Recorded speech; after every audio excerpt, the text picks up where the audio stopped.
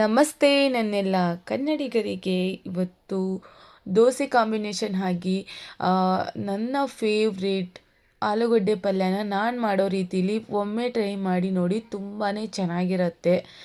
ಮೊದಲನೇದಾಗಿ ಒಂದು ಬಾಣಲೆಯಲ್ಲಿ ಎಣ್ಣೆ ಹಾಕಿ, ಎಣ್ಣೆ ಬಿಸಿ ಆದಮೇಲೆ ಸಾಸಿವೆ ಜೀರಿಗೆ ಹಾಕಿ, ಅದ್ರ ಜೊತೆಗೆ ನಾನಿಲ್ಲಿ ಕಡಲೆಬೇಳೆ ಕೂಡ ಹಾಕ್ಕೊಂಡಿದ್ದೀನಿ. ಹಾಗೆ ಕರಿಬೇವು ಹಾಕಿ, ಈರುಳ್ಳಿ ಮತ್ತು ಹಸಿಮೆಣಸಿನ್ಕಾಯಿ ಹಾಕಿ, ಅದು ಕೂಡ ಸ್ವಲ್ಪ ಸಾಫ್ಟ್ ಆದಮೇಲೆ ನಾನಿಲ್ಲಿ ಟೊಮೊಟೊ ಕೂಡ ಹಾಕ್ಕೋತಾ ಇದ್ದೀನಿ. ಟೊಮೊಟೊನು ಸ್ವಲ್ಪ ಸಾಫ್ಟ್ ಆದಮೇಲೆ ಉಪ್ಪು ಹಾಕಿದರೆ ಇನ್ನೂ ಚೆನ್ನಾಗಿ ಬೇಯುತ್ತೆ ಅಂತ ಹೇಳಿ ಬೇಗ ಬೇಗ ಅದನ್ನೆಲ್ಲ ನೀಟಾಗೆಲ್ಲ ಫ್ರೈ ಮಾಡ್ತಾ ಅದಾದ ನಂತರ ನಾನಿಲ್ಲಿ ಅರಿಶಿನ ಪುಡಿ ಕೂಡ ಹಾಕ್ತಾಯಿದ್ದೀನಿ.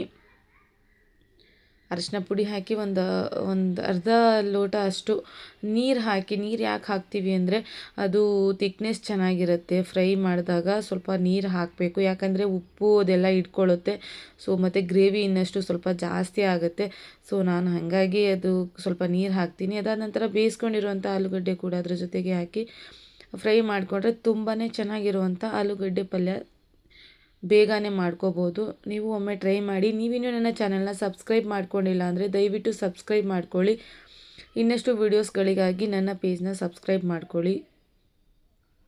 ಹಾಗೆ ಅದ್ರ ಜೊತೆಗೆ ನಾನಿಲ್ಲಿ ದೋಸೆ ಕೂಡ ಮಾಡ್ಕೋತಾ ಇದ್ದೀನಿ. ನೋಡ್ತಿರ್ಬೋದು, ದೋಸೆಗೆ ಆಲ್ರೆಡಿ ನಾನು ನೆನ್ನೆನೇ ದೋಸೆಗೆ ಎಲ್ಲ ರೆಡಿ ಮಾಡ್ಕೊಂಡಿದ್ದೆ. ಸೊ ಇನ್ನೇನು ದೋಸೆನೂ ಮಾಡಿಬಿಡೋಣ, ಪಲ್ಯಕ್ಕೆ ಚೆನ್ನಾಗಿರುತ್ತೆ ಕಾಂಬಿನೇಷನ್ ಅಂತ ನಾನಿಲ್ಲಿ ಚಟ್ನಿ ಮಾಡ್ಕೊಂಡಿಲ್ಲ. ಸೊ ಬರೀ ದೋಸೆಗೆ ಪಲ್ಯ ಅಷ್ಟೇ ಮಾಡ್ಕೊಂಡಿದ್ದೀನಿ. ದಯವಿಟ್ಟು ಏನಾದರೂ ತಪ್ಪಿದರೆ ಕ್ಷಮಿಸಿ.